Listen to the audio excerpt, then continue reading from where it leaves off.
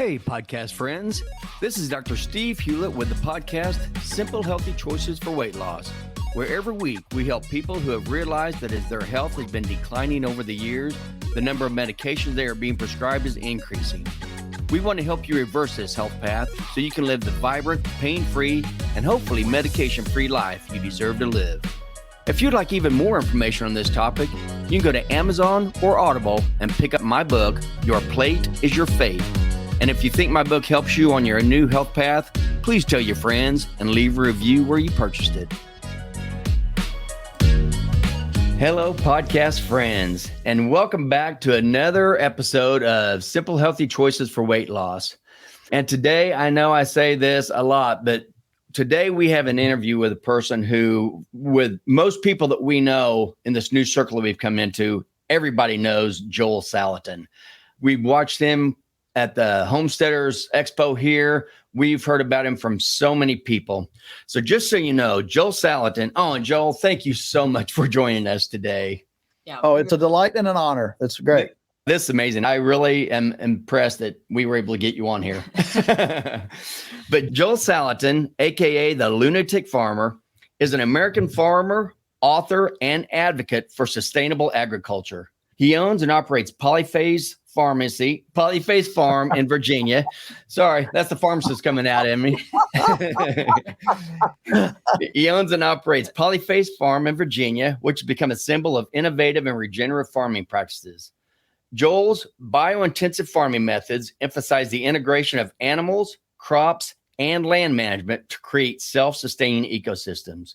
His philosophy challenges conventional industrial farming models and promotes holistic approaches that prioritizes soil health, animal welfare, and local food systems. As a charismatic speaker and prolific writer, Joel has inspired countless individuals to reconnect with the land, embrace sustainable farming practices, and champion the importance of transparent and ethical food production. And besides all of this, Joel also has been on the Joe Rogan podcast twice. Is that right? He was on episode 479 back in March of 2014. And then he got on Joe Rogan podcast again on episode 1478 back in May of 2020. And besides all of this, Joel is also a published author, which he just released his new book, Homesteading Tsunami, Good for Country, Critters, and Kids. And I tried to find, Joel, how many other books you've authored. It depends on what side I went to. Some said 12, some said 16, some said authored and co-authored. So how many books have you done? Yeah, so this one is number 16. Yeah. Okay. And you co-authored those or? Yeah, I've co-authored, of course, the children's book, Patrick's Great Grass Adventure. I authored that, and my daughter did all the illustrations. So, that was a partnership deal. And then Beyond Labels was a co-author with Dr. Sina McCullough.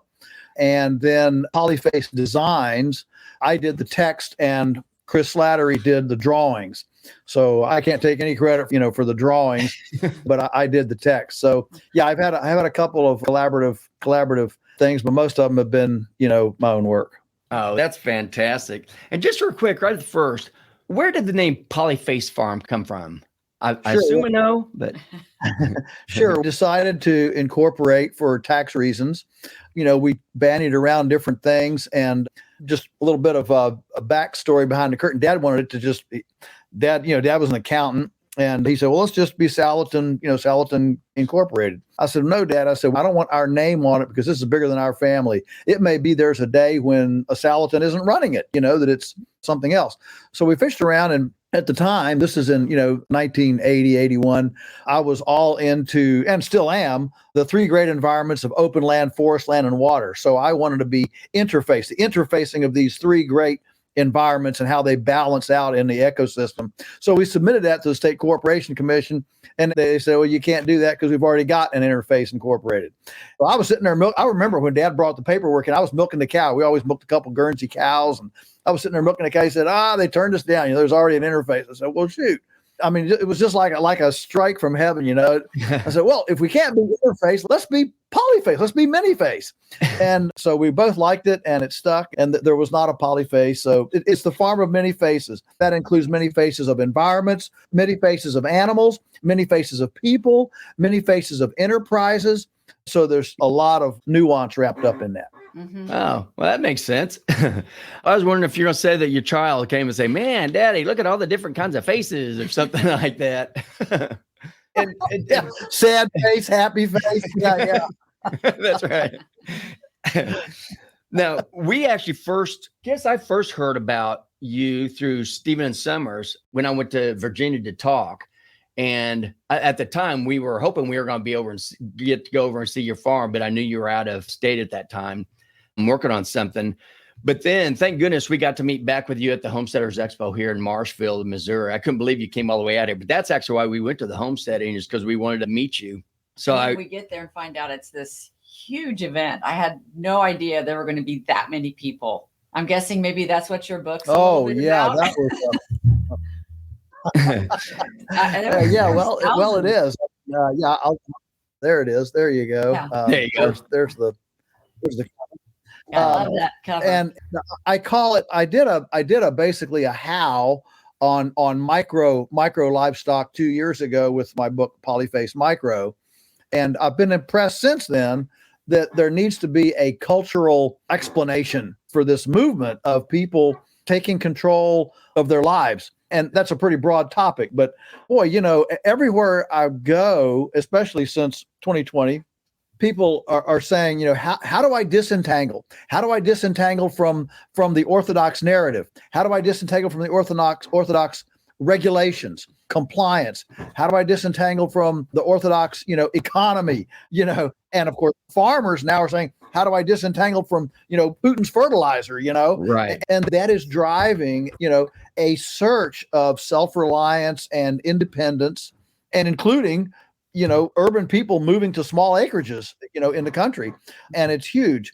And so I wanted to be kind of the movement spokesperson to explain to the culture and to affirm to people who've made this decision, who are wrestling with this decision, here's the why. So this is very much a cultural why book. And I talk about everything from, how do children develop self-worth? I mean, we're in a crisis in this country. I mean, I know you guys are not psychiatrists, but anyone who's in the health field right now is very much aware of the youth dysfunction today, from suicide to screen time to, addiction to TikTok and all these things, and including school shootings and bullyings and social issues and problems.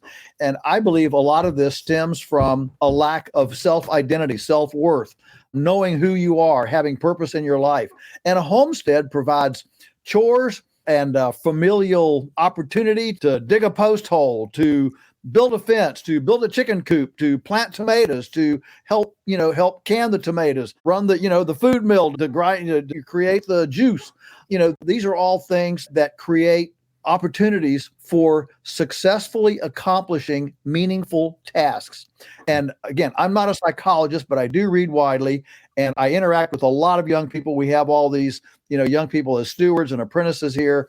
And I am convinced that self-worth, how I view myself, is very much wrapped up in accomplishing meaningful tasks. It doesn't happen by being patted on the head and saying, you're a good boy, you're a good girl, any more than love is a word without an object.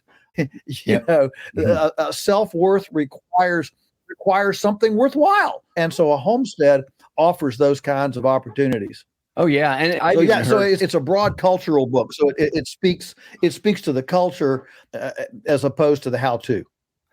Okay, that makes sense. Mm-hmm. And that's what I mean. Even that, just all the people that you have running through your farm that you're showing all the stuff to, showing your farm to.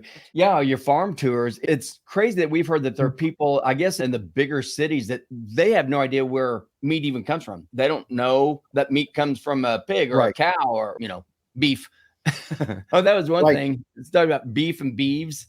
We were listening to the Joe Rogan podcast, and I guess you floored him on that one. So I thought, if you want to explain that to people too, because I bet those other people think they're cows also. What's the difference between beef and cow? And well, I mean, a beef cow is a single animal, but multiple animals that are going to be processed to eat are known as beeves. Beeves. The plural of beef is not beefs.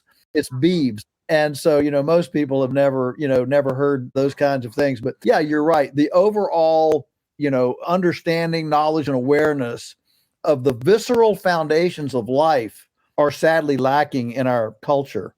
And so that's one reason why we have such an open policy. We do so many farm tours and events and gatherings here, because we know something magic happens when people actually, see, smell, taste in real time on location. It's really magic. And so, yeah, we have a 24/7, 365 open door policy.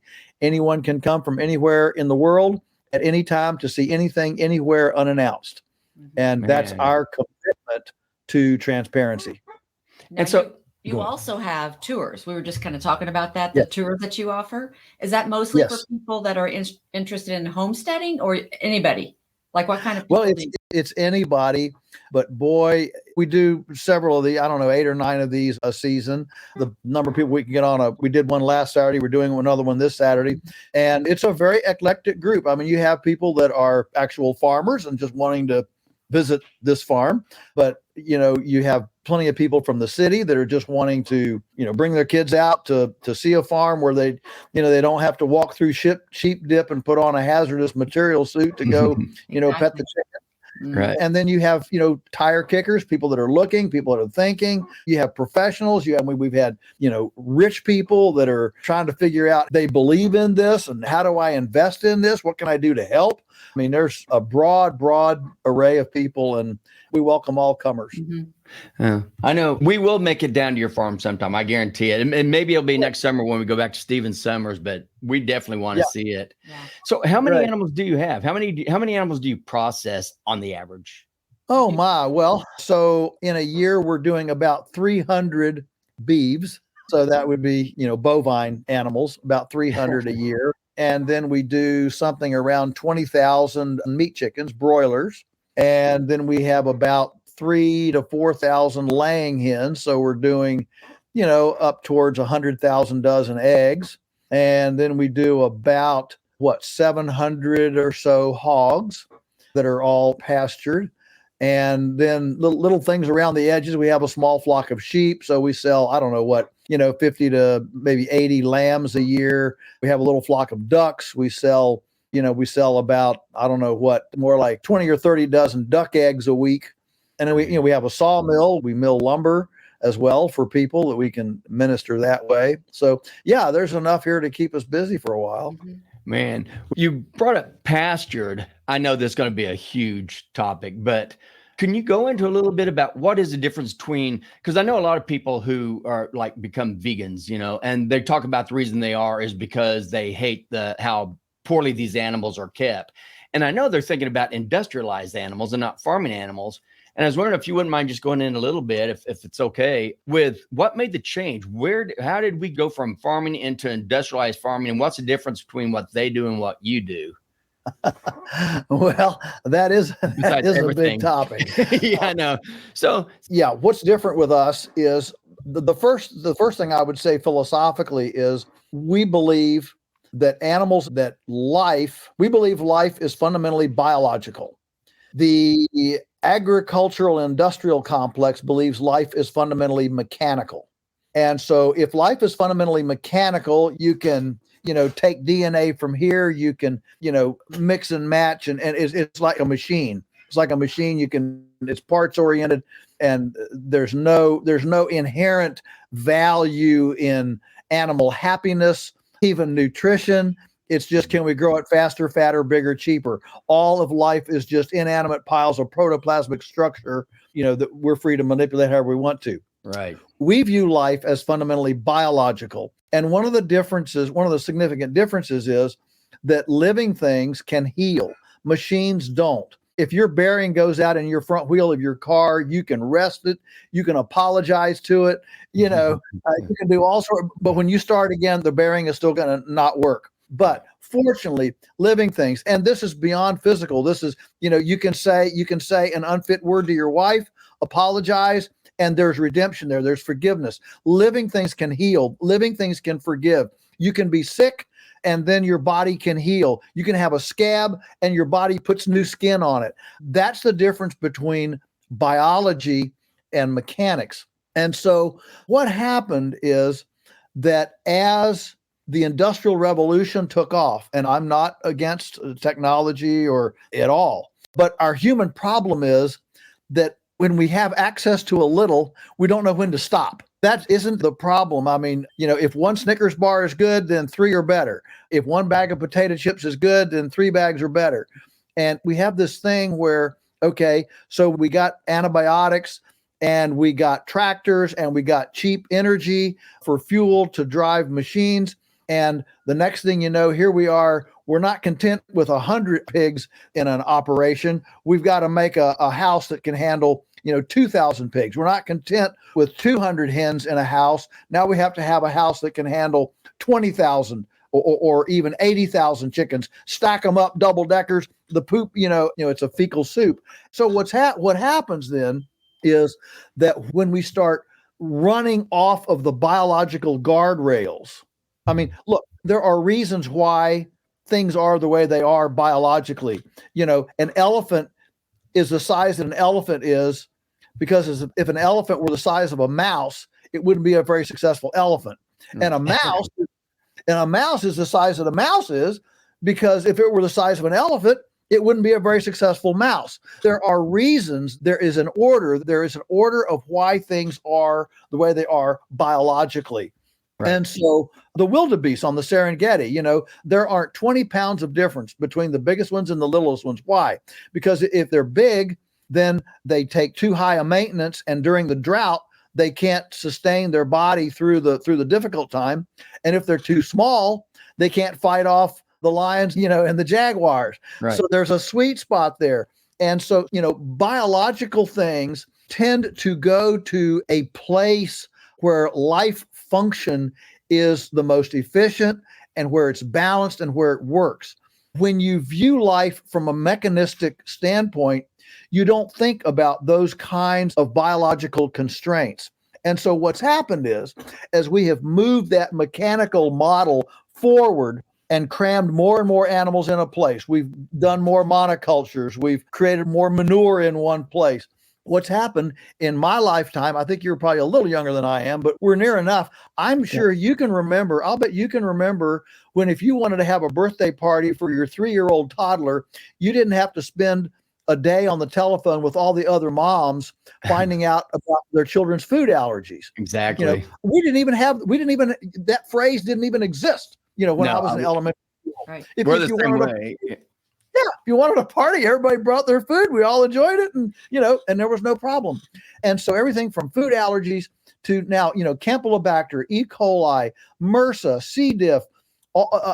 This is all a language, a biological language of nature on its knees, begging us enough right. Abuse, enough disrespect. You've gone over the guardrails. And we don't listen. Our answer is, well, genetically modified organisms. Our answer is more toxic chemicals. Our answer is artificial intelligence to whatever. Our answer is mRNA. Okay, we'll stop antibiotics, but now we're going to dose everything up with mRNA. And we haven't learned that lesson. We still have this kind of conquistador mentality toward nature that we can come in and exploit and pillage and rape, and nature will humbly take the abuse. Well, you know what? Nature doesn't humbly take the abuse. Nature has a balance sheet. Nature bats last. And so we are now encountering the pushback from nature, a dead zone the size of Rhode Island in the Gulf of Mexico, infertile frogs. DDT gave us eagle eggs that wouldn't hatch, 3-legged salamanders. These are all symptomatic of a violence and a disrespect toward the biological aspects of life. And so that's kind of a long answer, but I hope it helps to take us through a little bit of the history and a little bit of the why we are where we are right now. The fact is, one of the human problems is we overdo everything, Yeah. we just overdo. Right. Now, you brought up the dead zone in the Gulf. Just explain to him real quick what you're talking about that. You're talking about down at the mouth of Mississippi where it goes into the Gulf? Yeah, exactly. And that has gotten bigger and bigger. It's now the size of Rhode Island. So this is all a toxic soup that, that used to obviously grow crabs and shrimp and all sort, fish, all sorts of things. And it's just a plume now of pesticide, herbicide, chemical residue, nitrate runoff that's running off of the Midwest farmland, including turbidity from soil erosion, soil loss. Right now, I think generally a bushel of corn costs us 2 bushels of soil, and we're still seeing that loss. So yeah, that's where we are. And if I owned it, I wouldn't think that's a very good return on investment. No, not at all. Now, I'd also heard, and I don't even remember where I heard. I don't know if it's something you said or read it, but it kind of made me think with industrial farming and how the difference between regenerative farming and industrial farming, because they still all get all the manure, they still get all that, but now they have to haul off all the manure. They have to have different grains for their feed and all this kind of stuff, to where regenerative farming, you reuse all that stuff, right? Yeah. So I guess the short answer is that we have been able, look, we're pretty clever, we're humans, we're pretty clever. And we have been able, my dad used to call it, we can overrun our headlights. We have been able now to centralize and concentrate so many animals in one spot that the blessing of their manure and urine, which is supposed to be a blessing of fertility on the landscape, is so much in one's place, it becomes a toxic liability. And this is because of cheap energy and mechanization and transportation. It used to be you couldn't concentrate that many animals in one place, because with mules and horses and oxen, you simply couldn't bring enough feedstocks into a central place and haul the manure out in that kind of volume. Right. But now with slurry systems and, diesel engines and tires and piping and all that, and railroad cars and things, we can actually now, bring those feedstocks in a way that completely overruns the ecological, umbilical. So when you do your regenerative farming, how exactly do you do that? You'll start off with the cow or with the beeves eating the pasture, and then you send in the chickens after that. Is that what you do? Yeah, well, there are certainly relationships that we've cultivated. So let me back up. I think the principles that we have adhered to are fairly straightforward. And this is pretty much across the board for all the, the weirdos like me that actually think that ecology matters. And so a couple of things we see are that nature accentuates perennials and not annuals. So for your listeners, an annual is like a squash, a watermelon, barley, corn, wheat, soybeans, something that you have to plant every year. Okay. That's an annual. A perennial is like grass.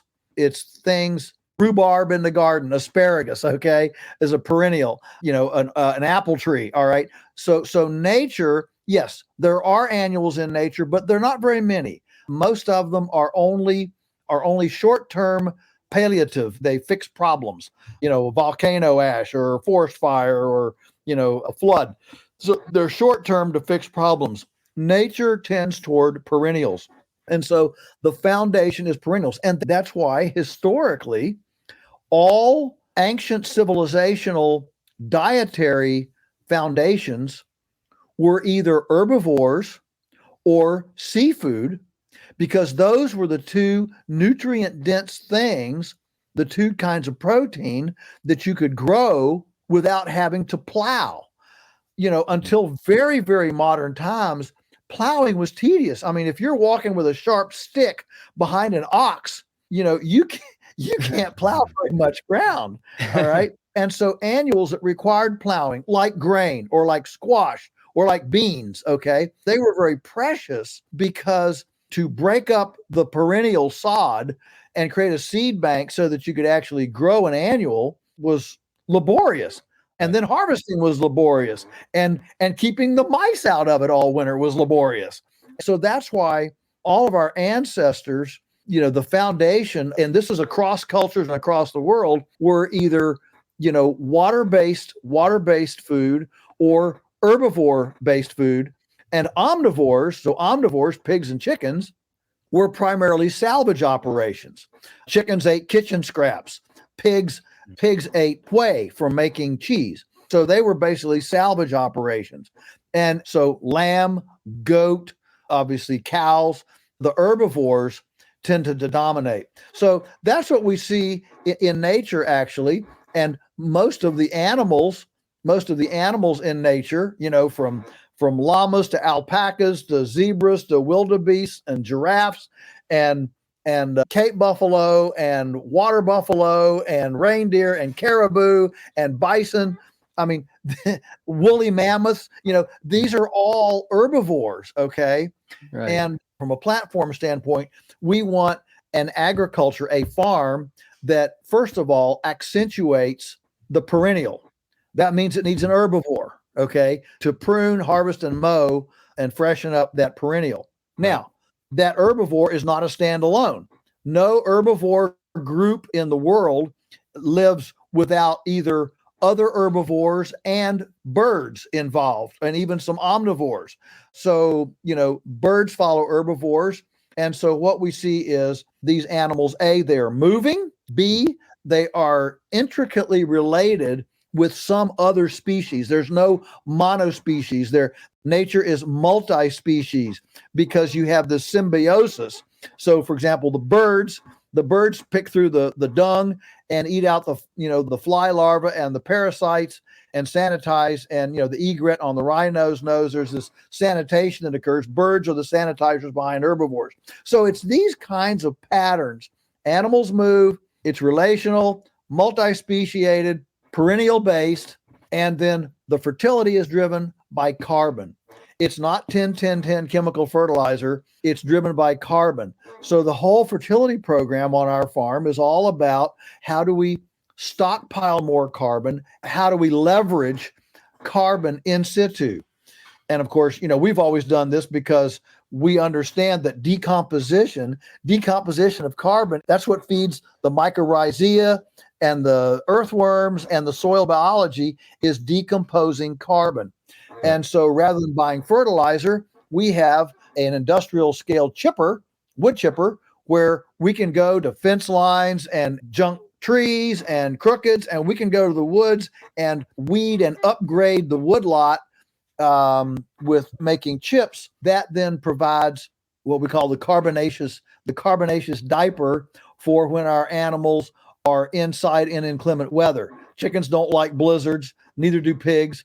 And so in the winter, for about 100 days, we have the animals in housing situations, hoop houses, open-sided sheds, the cows as well, when we run out of grass and we're feeding hay. And so this provides the compost to provide the fertility. And, nature doesn't move carbon very far. Leaves blow a little bit, but basically, when a tree falls, nothing moves that tree, to across the world. It pretty much decomposes on site. Grass, if it gets up and falls over, it decomposes in sight. So nature has a very proximate in situ carbon cycle. And that's what we've duplicated here. And finally, I would just say part of this is marketing, in that historically, most food was consumed near where it grew. I mean, we always had the spice trade. People took salt places. That's true. But the bulk of nutrition came from kind of a food shed, an area that you could kind of geographic approximation. And by doing that, it actually inherently created a diversified agriculture in an area. You didn't have a whole region just growing apples, or a whole region just growing cherries, or a whole region just growing wheat or soybeans. What you had was a highly diversified place. Well, guess what? You do that. Now suddenly you don't have to transport bees all over the place, because the variety, makes something pollinating all the time. So the pollinators are always happy because there's something in bloom, because of the diversity across the landscape. You have a mosaic instead of a homogeneous, pattern. And so these all have, ramifications. We are trying to look at biomimicry as a pattern, realizing that 500 years ago, North America grew more nutrition than it does today. That's a sobering thought. And so for all of our development, all of our hybrids and John Deere tractors and chemicals and anhydrous ammonia and everything else, we still have not achieved the level of production that was here pre-European when we had these massive herds, these massive migrations, massive flocks of birds, and 200 million beavers. Just the beavers ate more plants than all the people in North America today. So, in all of our hubris, it's time for a little bit of humility to realize, wow, there was a choreography that worked very well. Let's try to duplicate it. Right. So you're not worried that we're running out of land and we aren't going to have enough to feed all the people and all this other rhetoric that's being thrown at us. Is that correct? I mean, I don't either, but if you want to go Not- with that. Yeah, not at all. In fact, the U.S. has 35 million acres of lawn and 36 million acres growing and feeding recreational horses. That's 71 million acres. That's enough to almost feed the entire country without a single farm. No, we are not. We are not. We don't have a lack of land. What we have is a lack of management and a lack of imagination. And that's what's awesome about all this huge homesteading movement. We learned so much from that about just how to do even just backyard farms, which reminds me, because I've been telling everybody on my podcast, if you live in a place where you really can't do a garden or something in the back, the least you could do is find a farmer's market, find a local farmer and buy your stuff from that. And we were doing that for a farmer here, local farmer who knows you. I don't know. I think you may have met at one of the homesteading events, but his name is Spencer Boyd. And we actually interviewed him on our podcast 37. But I told Spencer that we got you on the podcast, and he's just a local farmer, and he used to be a pharmaceutical rep, right? Mm-hmm. And because of you, he quit being a pharmaceutical rep. He started his own farm here in Carthage. Now he has like 70 head of cattle. He's got 2,800 layers, and he's been selling to the public for about 6 years. He wanted me to thank you very, very much because that everything he knows, he's learned from your books and from your audio. All your teaching. So he wanted to make sure that I did. Thank you. Oh, well, thank you. That's very, very gracious, very kind. Yeah, there are few things that make me more joyful than hearing those kinds of stories. And it's just a blessing to have been able to be an encourager for folks to go for their dreams. And that's what he had a question. He wanted to know, he said, with today's environment of higher costs on everything, feed, animals, land, etc., what would be your recommended direction to a new farmer just starting out? Oh, well, that's another big question. Yeah. So the important thing is to start with a little bit of a nest egg. It takes time, and it takes time to become a master. And while you're doing your reps, football season, so everybody talks about reps, right? It's all about repetition. That's right. And so, mastery requires repetition, and repetition requires time. You can't do all your repetitions in one day. It takes a period of time. And so I like to tell new folks, have a little bit of a nest egg so that you've got some wiggle room and you don't blow all of your equity before you actually learn something. That's the problem. Right. And so, even when Theresa and I started, even though I grew up here and had a lot of, experience and knowledge, we took the plunge when we had 1 year of equity in the bank. In other words, we said we can go 1 year without income. And I actually fully expected to go back to an off-farm job. I thought we'd run through it. But as it turned out, being here, we reduced our slippage. I was here for every calf that was born. I was here when the green beans needed to be weeded, not, a week, 2 weeks later when I got off a day of work. And so the slippage just really changed. And that little nest egg, it, stretched on into 2 years. And, by the end of the third year, we kind of breathed and said, okay, I think we're going to, like the little engine that could, we're going to make it. But it took 3 years, even for us with no debt and having grown up here and doing a lot to actually, pull off a full-time deal. Now, I will say that, when I came back to the farm full-time September 24, 1982, that's a big red letter day in my life. Yeah. 1982, there was not the awareness. There was not the awareness of local food. There was not the awareness of organic. There was not the awareness of all these things. So I think in general, the overall climate to do this today is better, We didn't have the internet. We had to get on. I had to come in at night and call customers on the phone, Yeah. and we sent letters in snail mail with first class postage.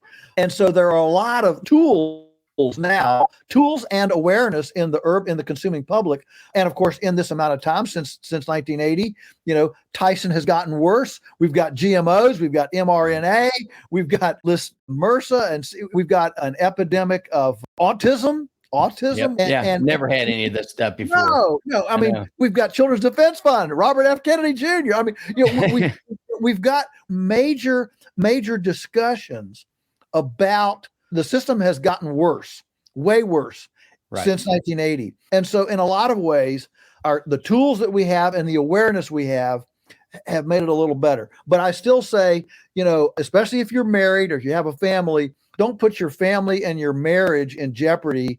Get a nest egg together. And then the next thing, once you have that, is to go incrementally. Don't try to do everything at once.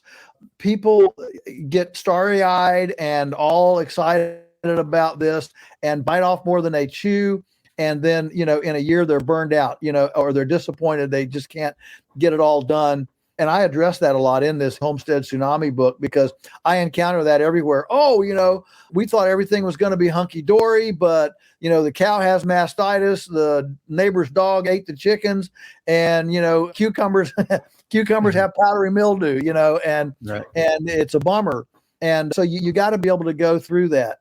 And so have achievable goals, but make them within your sphere of expertise and what you know something about, and don't over expect for yourself and then set yourself up for disappointment.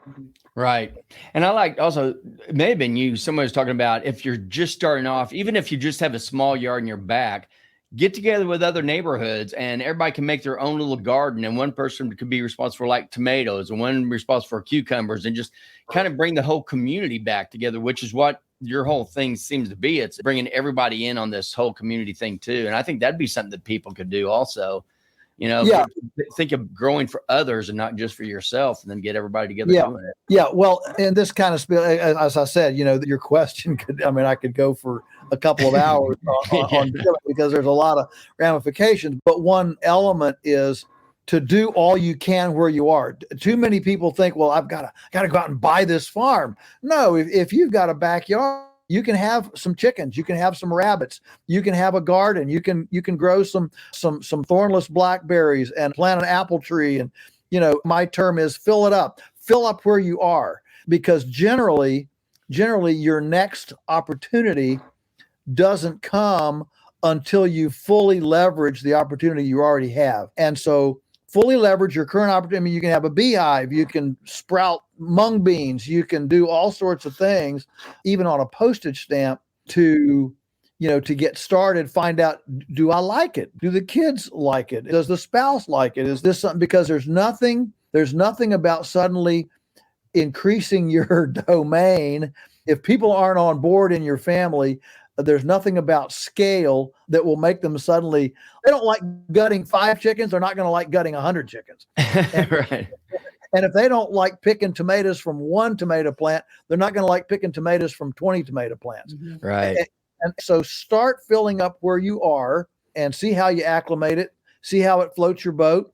Are you more excited to get out in the garden than you are to watch a movie? That's telling. If you are, then maybe you are. Maybe you do have the heart of a farmer, and you can kind of, do some of these incremental tests on yourself and your family and gain some experience as you start. And that's when your opportunities will finally come. Right.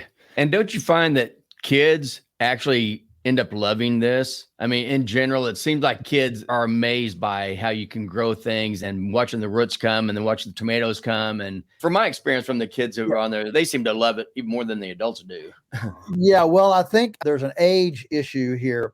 Little kids, before like 11, 12 years old, it's about 100% that they'll like it. They'll jump on it because, they're still in that curiosity phase and all that. But after 12, then things start going from cute to that's ishy. issue or to, and so I've seen catastrophes with, older teenage kids where parents are kind of going into their midlife meltdown, dragging the kids into this, and the kids are traumatized. And that's why I think giving small doses early, even if you're not where you think you're going to land eventually, just go ahead and warm up where you are. If you only have 2 tomato plants, we'll have 2. If you can only have 1 apple tree, have an apple. If you can only have 6 chickens, we'll have 6 chickens. And start acclimating so that you build a chore, a workplace, a fascination into your family psyche, so that when you do finally get where you want to be, people will be on board and be ready to embrace it and not feel like, oh, look, they just took me away from Papa John's pizza, oh, Right. away from, I mean, that's what happens, especially when you shock older teenage kids, especially if they're addicted to screens. They're addicted to screens. Trust me, TikTok does not glorify agriculture. TikTok does not glorify gardeners. It glorifies, shock value, weirdness, rebellion, whatever. It does not glorify the kind of things that we're talking about that are actually visceral foundations of human life. Right. Right. So when did you kind of realize that, like, regenerative farming and all this we're talking about, when did you realize that was the answer to all of our food issues that we're having with all this industrialized food? Was there like a thing that happened, or you just, because of your family, you've just always done this? Yeah, I don't have a conversion experience on this like many farmers. Most farmers my age who embrace this, they have a before conversion and an after conversion time. Those conversions come from all sorts of different things. I mean, I met one vegetable producer. His came when he was walking down his carrots one day, and he realized that he would not pick a carrot and eat it as he walked. He would only eat it if he took it and doused it in chlorine and washed it off. That would only be the time he would eat it. And because of the chemicals he was putting on it, and he knew that would adhere to the dirt, and he didn't want to, ingest the chemicals. And another guy I know, his conversion came when he realized he had a big confinement hog facility, and he realized his first waking thought every morning when he woke up was, I wonder what catastrophe or crisis awaits me down at the hog house. And, typically like one of the slatted floor pieces would break. He'd go there and there's a pig down in the slurry, in the pit, lost to pigs. And so I don't have that because even my grandfather was a charter subscriber to Rodale's Organic Gardening and Farming magazine when it came out in the 1940s. And so my family legacy goes clear back. So I just say, look, we've got weird DNA and it's too late. We're just messed up, and we're just messed up where we love earthworms and we're born with it now. And I know you don't do crops much, right? Because you brought up the deal with the glyphosate and all the things they're spraying on that, but you don't use glyphosate or anything like that. What do people do? I mean, because I know evidently that's the big thing that they're spraying all the soy, wheat, and corn. It seems like those are the big crops, and it seemed like that everybody talks about all the glyphosate that's all over that kind of stuff. So what do you guys do instead? Yeah, so we buy genetically modified organism free, GMO free grains from local farmers that are in the area. And every batch of grain that comes into the mill that we use, it's a GMO free mill. So there's no, accidental mixing or anything. And they actually test every set that comes in for glyphosate residue. So these are not, certified organic farmers necessarily. Some of them are beyond organic. Some of them are not organic, but at least it's local. We can visit the farms. We know where they are. And it is checked for those kinds of residues. So, which, by the way, organic does not check for those residues.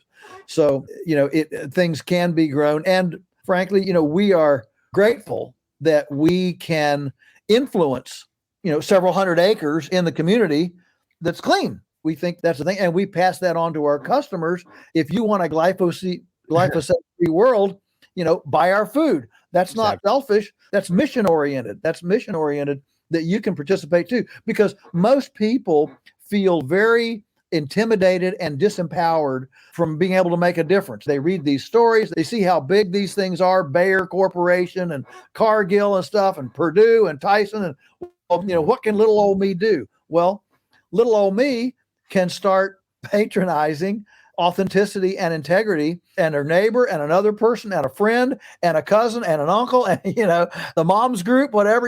If you guys start doing this, we'll change that. Where we are as a world is a physical manifestation of the trillions and trillions of decisions that we've made, that we collectively, humans, have made up until today. And where we are in 50 years will also be the physical manifestations of the decisions we all make between now and then. And so don't underestimate the power of a decision. And we're in a time of defunding. Well, it's time to defund Monsanto and defund Tyson and defund McDonald's. Let's defund that, and our kids will have a better world. Oh, I agree 100%. And again, that goes back to, if you can't raise a garden on your own, if you can't do that on your own, or chickens or cattle, at least go to a farmer's market. Put your money there. Don't go to a supermarket to buy your food. Buy your dish detergent or whatever there. But if you're going to buy food, do it from a local farmer somewhere, and someone that you can actually find out what are the practices that they use. Yeah, I love that. And you have inspired so many farmers. It's so amazing. Yeah. And shameless promotion, back in 2019, we finally began shipping. We didn't ship for so long, but we were getting so many calls from people around the country, urban people. And of course, doorstep delivery, all this came on. And so, nostalgia is good, except when it becomes obsolete. And so we were starting to get pressure as a business because we weren't allowing ourselves to pick some of that easy fruit where we could just stick it on an ups truck and send it. So if any of your listeners are into this, but I don't have time to go, vet a farmer right now, I don't have, in shameless promotion, jump on Polyface Farms and we'll ship out every Tuesday weekly, and do that as a stopgap. And let me say this right up front. One of the most enjoyable feedbacks we get is somebody who does this for 4, 5, 6 months. Then they finally, get some time together and they start sleuthing in their own local area. And they say, thanks for priming our pump. We've now found our local producer and we love you, but we're going to move to our local producer away from you. Listen, nothing does our heart more joy than getting that kind of feedback. Mm-hmm. And so we're very happy to be a catalyst and a facilitator for frenzied, hurried, harried folks to be able to access it. Right. So it's polyfacefarms.com. Yes. Uh-huh. And so when you send this out, do you send it out like, would somebody just order like, fillets or sirloin, or do they order a full side of beef or? Oh, no. You can order as small as, we even ship eggs now. This is amazing. This is amazing that we can now ship eggs. Get this. We can ship eggs into New York City to your doorstep, or Los Angeles or Chicago. We can ship those to your doorstep cheaper than you can get them from local farmers. You know why? Because in those very dysfunctional, defundable, and I don't want to get political here, but in those areas, the cost of just surviving, high taxes, high crime, high fuel costs, high insurance costs because of crime. All of these things are adding up to where a place like we live, which is very conservative, no crime, low taxes, we're able to actually undersell and ship eggs into a metropolitan center cheaper than a farmer's market can offer eggs. It's crazy. But anyway, that's how crazy things have gotten. Yeah. All right. Even cities have gotten too big. Maybe we need smaller cities. That would be probably a good thing. But anyway, there's you can get everything from a dozen eggs to 1 pound of ground beef to whatever, but a chicken, right now we're selling a lot of Thanksgiving turkeys, but you can get everything from beef, pork, chicken, eggs, all, hot dogs. We sell a fantastic pork or beef snack stick, a little 1 ounce. Oh yeah. Shelf stable with everything is pronounceable. There's no junk in it, no MSG, no preservatives, no dyes, no anything. And boy, they're to die for. And if you want a great, nutritious treat for your kids, this thing doesn't have to be refrigerated. It's sanitary in its own little package. It's delicious, and it's nutritious, and it travels, doesn't make any crumbs, doesn't make any mess. It travels real easy. And boy, you stick a couple of those in your kid's lunch, and the problem will be the kid will have to beat off all the people that want to bite.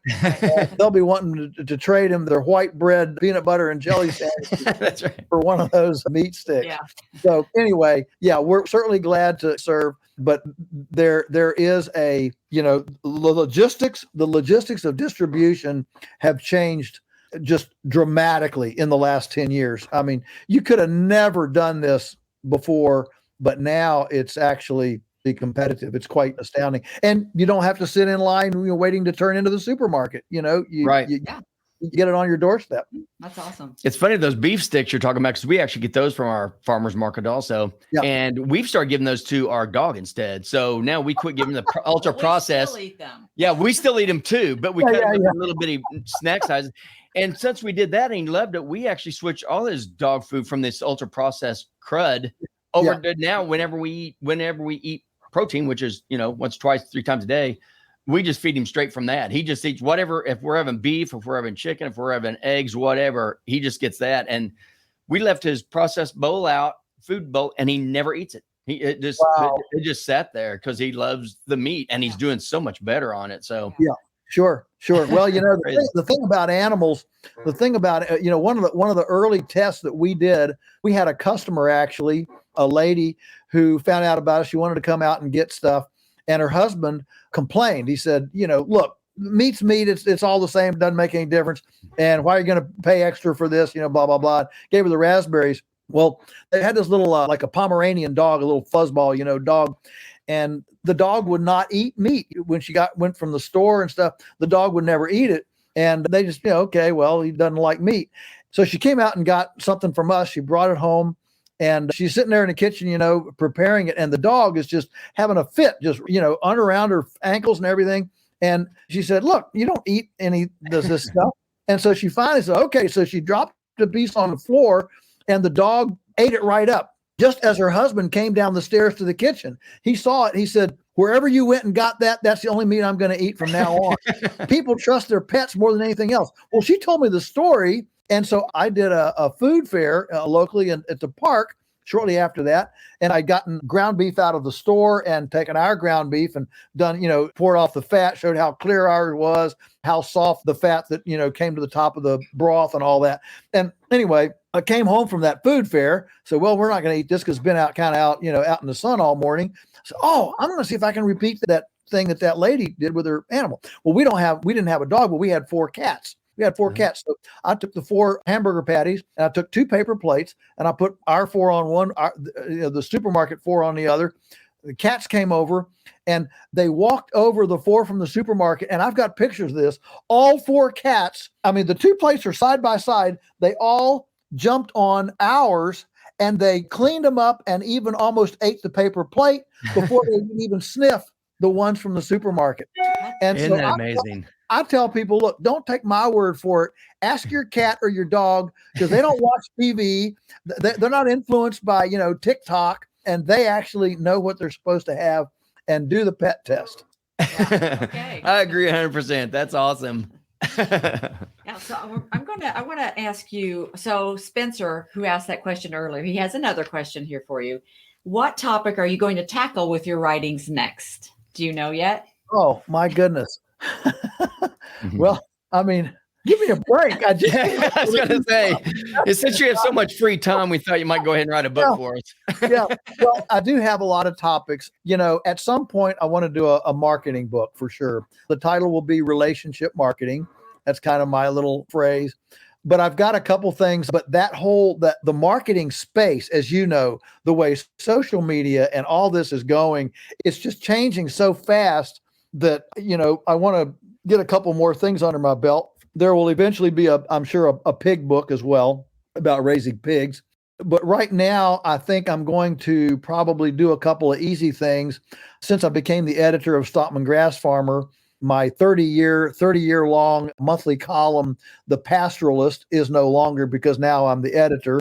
And so that column went away. And I think there's a lot of interest. People would like to see those columns and be able to kind of follow that 30-year evolving understanding, story, trials, things, the thinking, that I've gone through.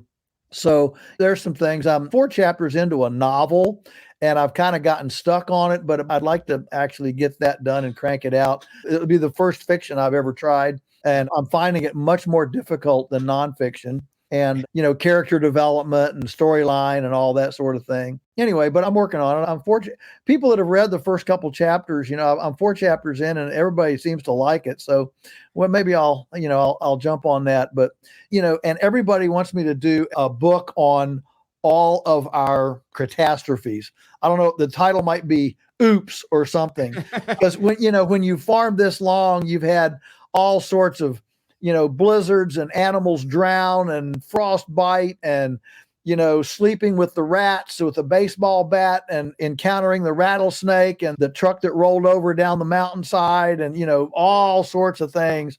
And that would be just a funny, just for fun book. So yeah, there's a lot more to go. And, 10 years ago, if you'd asked me if I was, about this one that I just did, Homestead Tsunami, it wasn't even on the radar. So sometimes things just come up that aren't even on the radar. And some of my books come out of presentations. This one did. Homestead Tsunami came out of a presentation I did last year. And I did a presentation this year called Where We Got It Wrong. And I looked at the 10 basic things that we do in agriculture, the historical record, their genesis, and how it was wrong. And I've been told that would be a great book too. So anyway, I don't know. We'll play around with it, but you can be assured that once I get done autographing these and get this launch done, I'll be chafing at the bit to crank out something else. Good. And we can't wait to read it. Okay. So we want to wrap up with just a couple more questions from somebody else. She actually met you at the Ozark Homesteaders event. And she also had told us about you. This is Angela Jenkins. I don't know if you would know her or not. Okay. But she's here. And she just wrote a book also called Destination Real Food. She was actually the one who was asking about that, the regenerative, if there was anything special that happened between you being a regenerative farmer and showing that the industrialized, but you already answered that one. Yeah. Mm-hmm. I was also curious. Just one last thing, because I heard it and I thought it was so funny. You don't seem to be a germaphobe. No, you're probably referring to the fact that I routinely drink out of the cow tank with the cows. That's correct.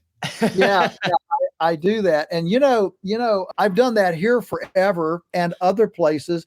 And this year I was doing a farm consult down in Mississippi, actually. And I do it at other farms too. Now, I don't drink pond water. Okay. That's a little bit far. But if the source is like, if it's a clear creek, or if it's a spring or, a well where it's supposedly potable water, then I like to drink out. And I did one down in Mississippi this year, and I actually felt a little peak for about 3 or 4 hours. It was a little bit, but it wasn't the cleanest place.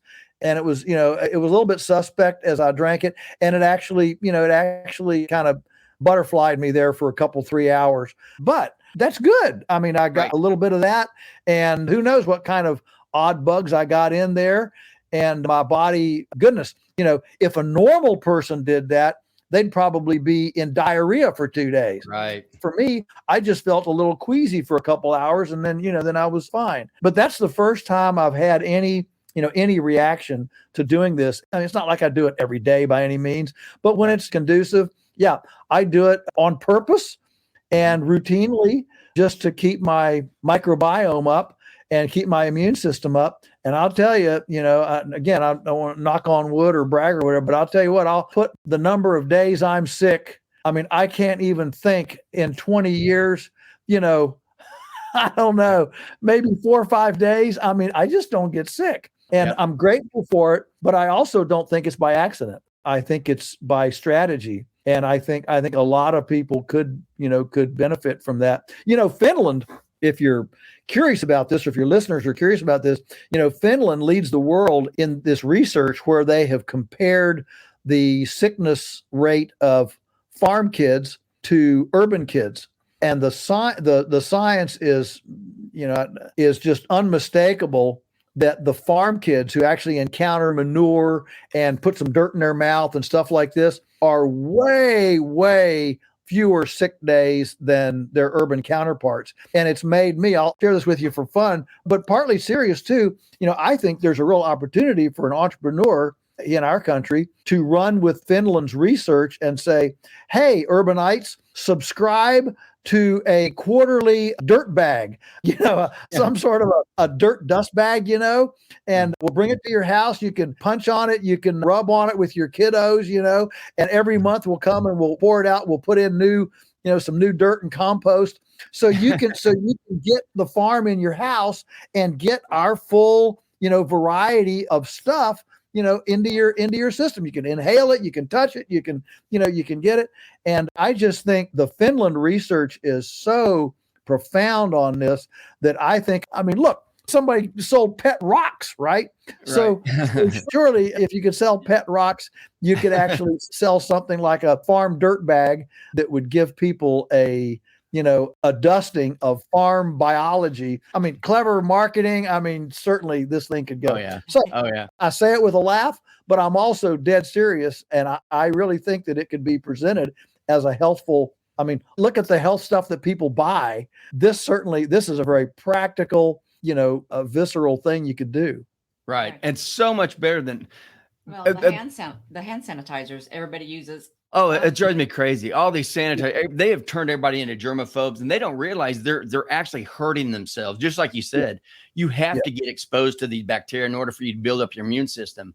If you walk around in a bubble, you will have no immune system, and you're going to be the first one to get sick when something comes through. I agree 100%. And I'm the same way. I think I'm 5 years younger than you. I'm 61. Okay. And I'm the same way. We're never sick. But we do get out. We walk around the yard in our feet, and we get down and dig in the dirt and. Just never, all through COVID. I don't think I ever used hand sanitizer once. Yeah, I didn't. And neither Theresa or my wife's name's Theresa too. So you got a good pick there. Neither one of us ever even got sniffles. We never got anything. We didn't do anything. We didn't quarantine. I was still speaking and flying, and we had these customers coming. We hugged. We didn't mask. Man, oh man.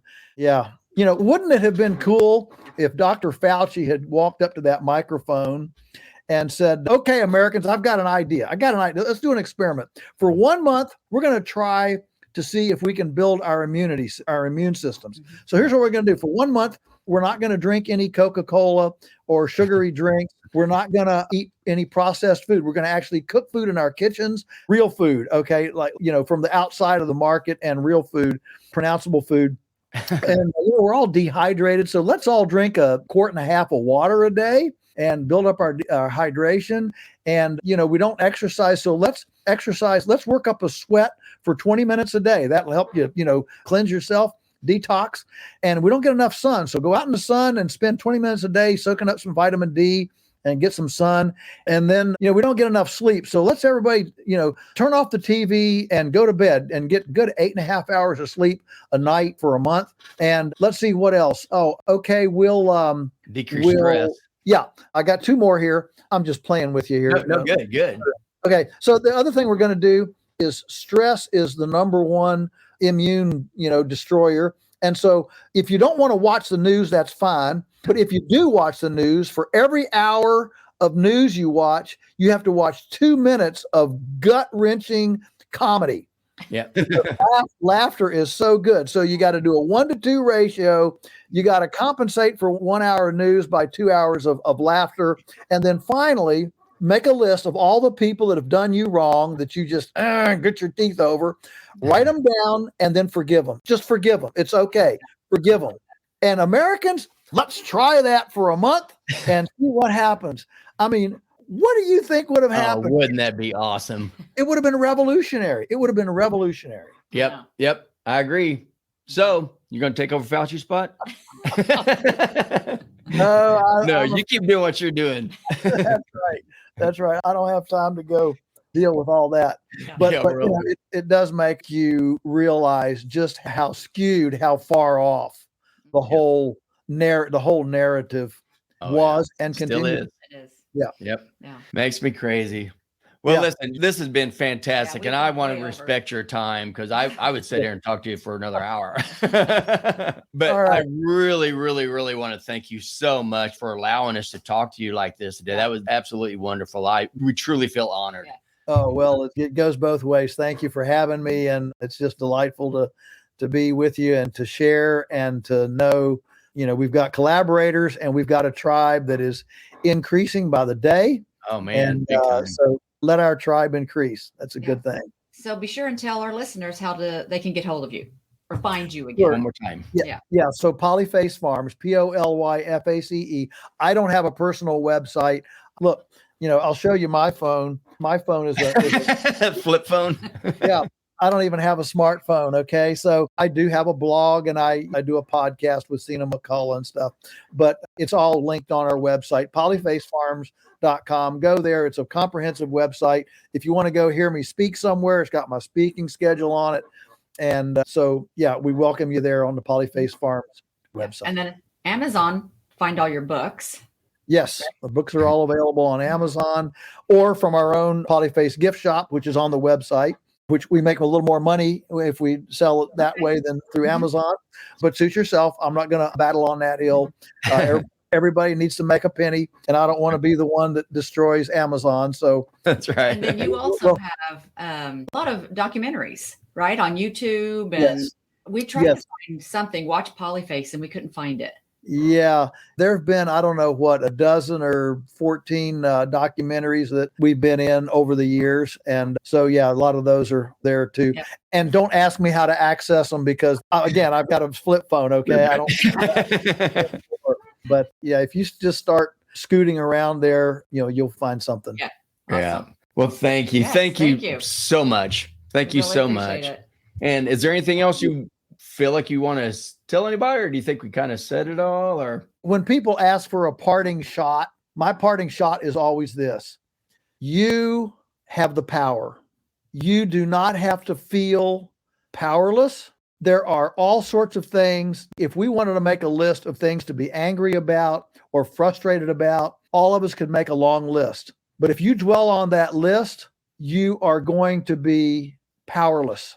The thing to do, if you want to make that list, fine. It might do your heart good, to get it all written down. Yeah. But then take that list and invert it and start working on those things saying, I can fix this. I can change this. I don't have to be dependent on this. I can change this. And so the goal is that you take all that negative energy and you become a lighthouse. You become hope and help when society becomes hopeless and helpless.